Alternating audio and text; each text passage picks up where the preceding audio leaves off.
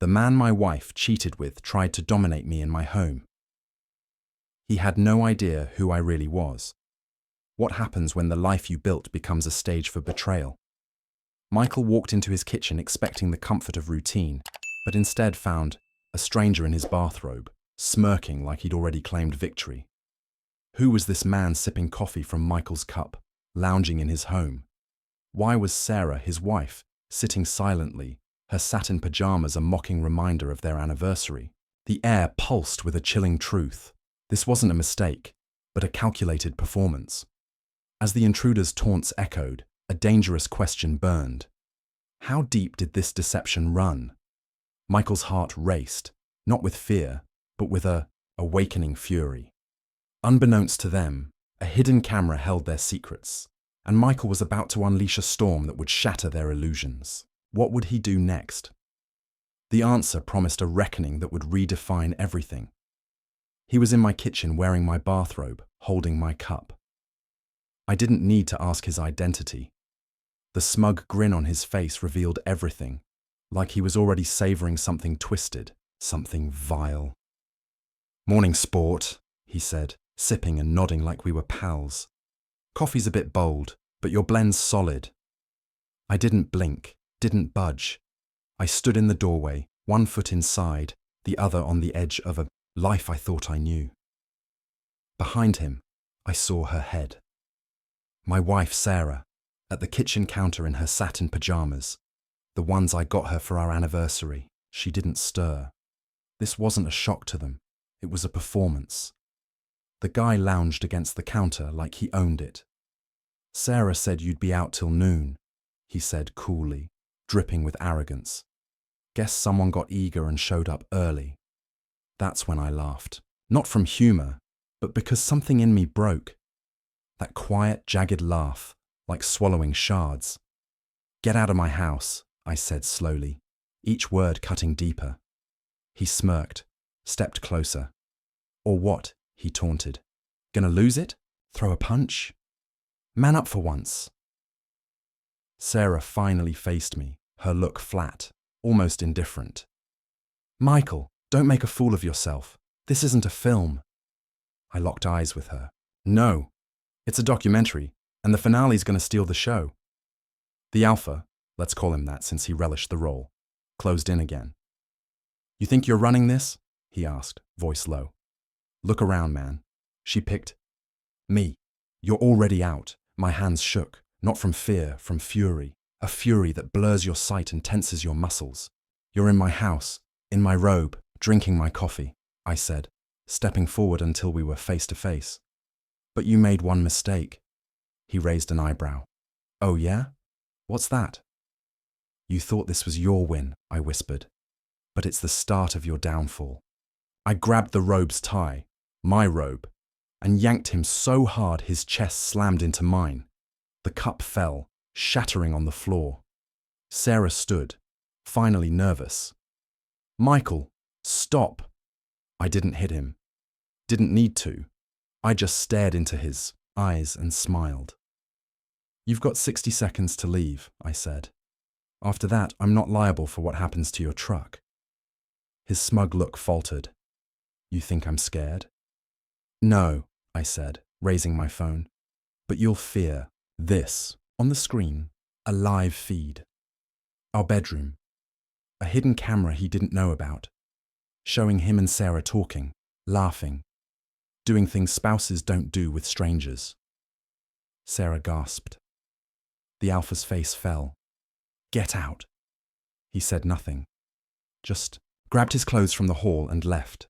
Sarah stayed frozen, lips parted, no words. I didn't speak either. Walked past her to the study, locked the door. That's when my world crumbled. But I didn't collapse. I started crafting something new, with harder edges. I sat for hours, staring at the wall, as if it could explain this mess. Every trusted memory replayed, tainted. Her lies coated every smile, kiss, "I love you," all poisoned. At some point, her footsteps approached the study. She tapped once. "Michael," she said, voice soft, not matching the woman who let another man strut through our home like royalty.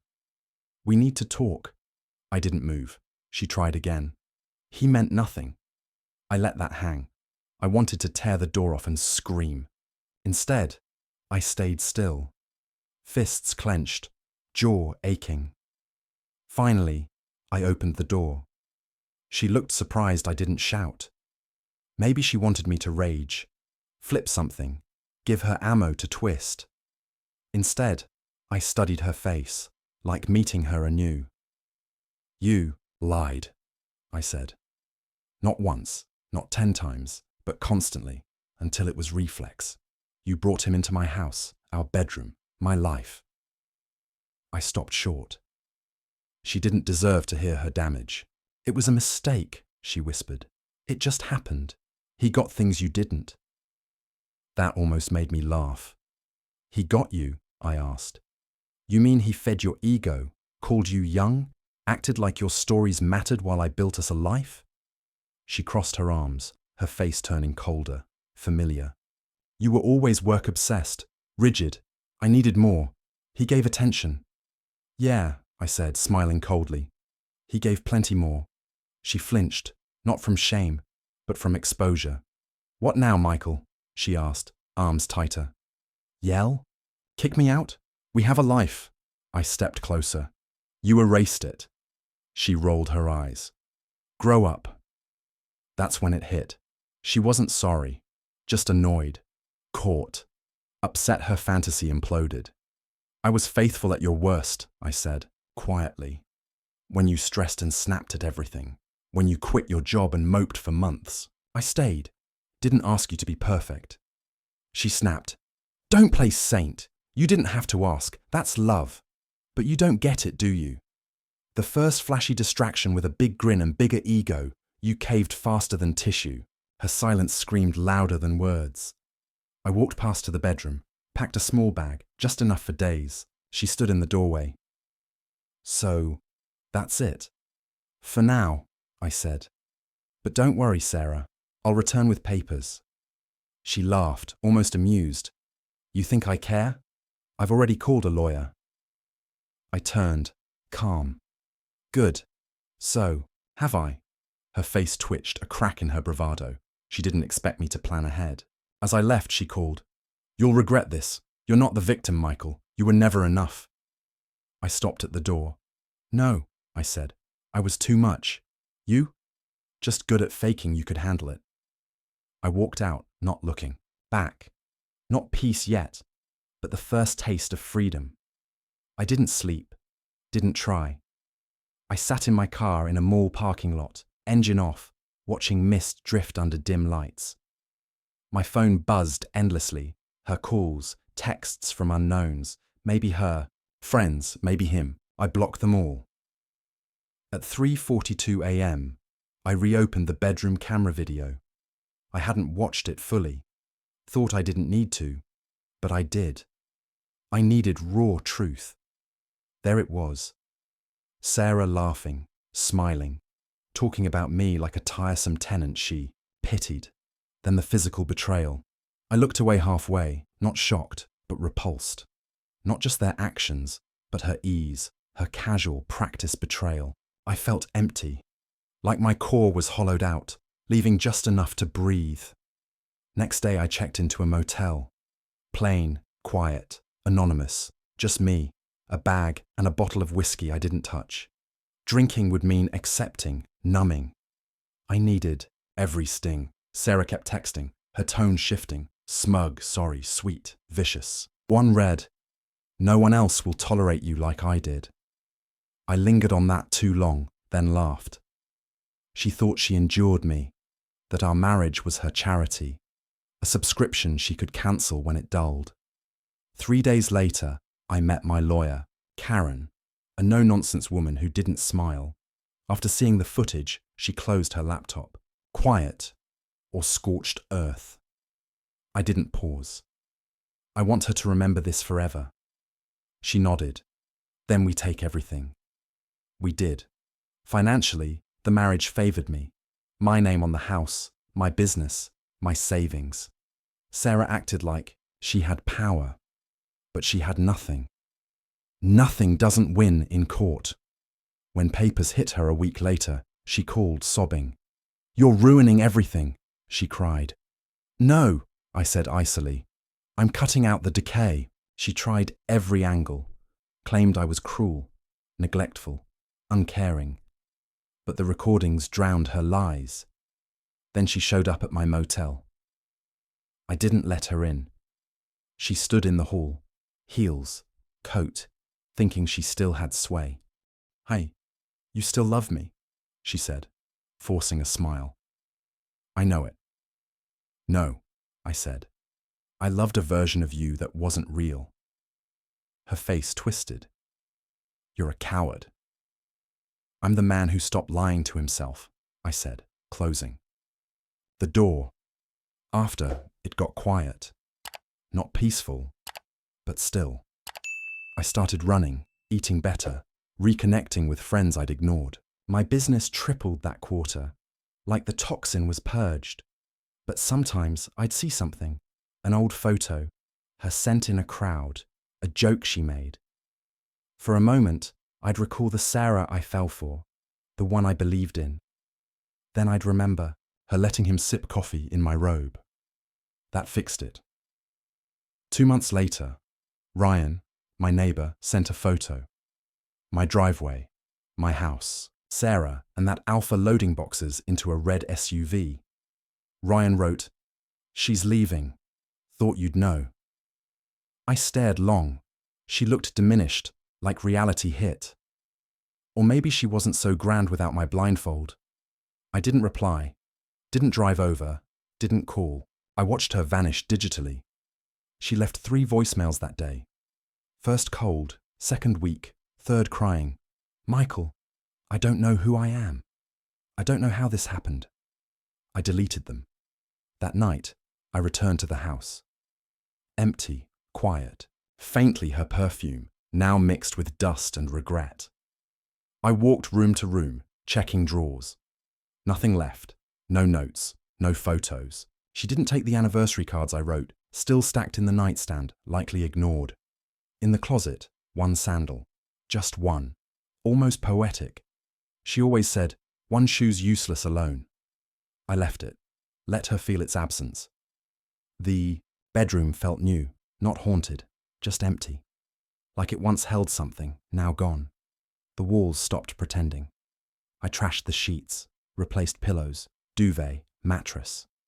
Healing wouldn't happen on betrayal's stains. That weekend, I had friends over, made burgers, played music, laughed. No one mentioned her. Not a celebration, a reset. 2 days later, Sarah sent a letter, unsigned. "I hope you're happy. He's not what I thought. You were safe. I didn't. No safety mattered until I lost it." I shredded it. If she saw me as her fallback, her safety net, she was more delusional than I thought. I wasn't the man she betrayed. I was the man who rose. Rising costs. For her, everything. Weeks passed. I didn't track them, just felt them, like seasons shifting in my chest. Each morning, more light. Not easier, but stronger. One night, I met Chris, a friend I hadn't seen in a year. Sarah disliked him, called him too direct. Now I knew why. Directness spots lies. At a bar, he clapped my shoulder. "Heard about the crash. You good?" I paused, nodded. Better than ever. He didn't pry, just handed me a beer, said, "To freedom." I laughed, no bitterness. Not revenge I needed, but release. Days later, Karen called. She's stalling, pushing for more settlement. I smiled. Let her stall. I've got time and evidence. In court, Sarah wore a grey suit, fake frown, like a victim in a soap opera. Her lawyer tried emotional distress, years of support, dependency. Karen dropped the file. Audio, video, forgotten texts. The judge didn't flinch. 10 minutes, Sarah's case was dust. She didn't look at me. Ruling was quick. House mine, business safe, no alimony. She left with a bag, hollow eyes, and a man who ditched her 2 weeks prior. No surprise. I left court alone. No cheers, no dance, just a deep breath, weight gone. That night, I went home, poured a drink, sat in the backyard under lights I strung for her birthday. Looked at the stars, said aloud, "She's gone." Not sad, peaceful. I didn't want her back, revenge, or answers. Some questions deserve silence, not closure. In that silence, I built something new, better, mine. It was a Sunday, like ones we spent making waffles, watching old shows, faking happiness. Now I sat in my backyard, sipping dark coffee, savoring quiet. The gate creaked. Sarah stood there. No makeup, no act, just jeans, a hoodie. The look of someone who lost it all and still thought they could talk their way in. "I wanted to see it," she said, gazing at the house. "Thought it might feel mine." I said, "Nothing." Let silence strangle her ease. She stepped closer. "You look different." "Because I am." She gave a cracked laugh. "You don't ask how I'm doing." I met her eyes. "No." She flinched briefly. "He left," she said, like I didn't know. Being a fantasy doesn't last when reality hits. I nodded. "Good to know." She hugged herself. "You probably hate me." I stood. "No, hate means I care enough to feel. I don't." "Then what do you feel?" I walked to the gate, opened it. Freedom. She searched my face for pity, regret, a gap to slip through. Found none. "I never meant to hurt you," she said. "Yes, you did," I replied. "And it worked. You hurt me so well it killed who I was. But what came next was better." She didn't argue, just nodded, stepped out. I closed the gate, not slammed, just clicked. Clean. Final. Inside, the air felt lighter, like she took the last poison. I grabbed my coffee, stood in the kitchen, looked out. No trace of her, not in the yard, hall, or memories. They belonged to an old me, gone.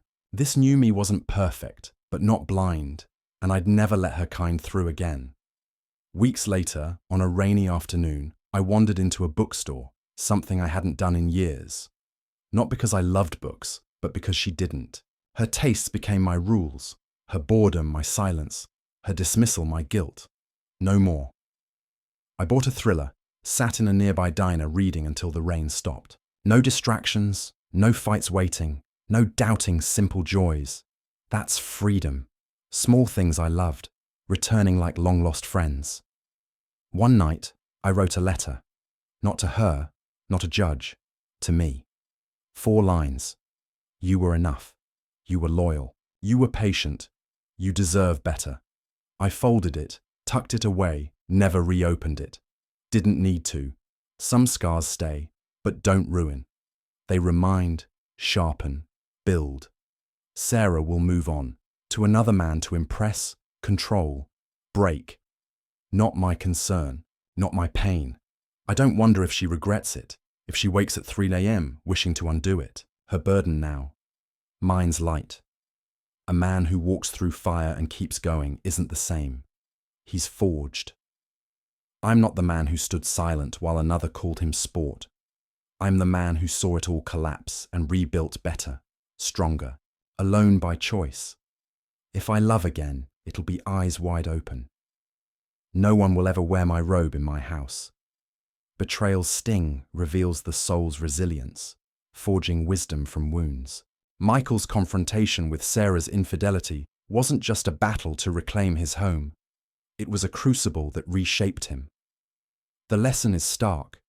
Those who betray your trust expose their own hollowness, not your worth.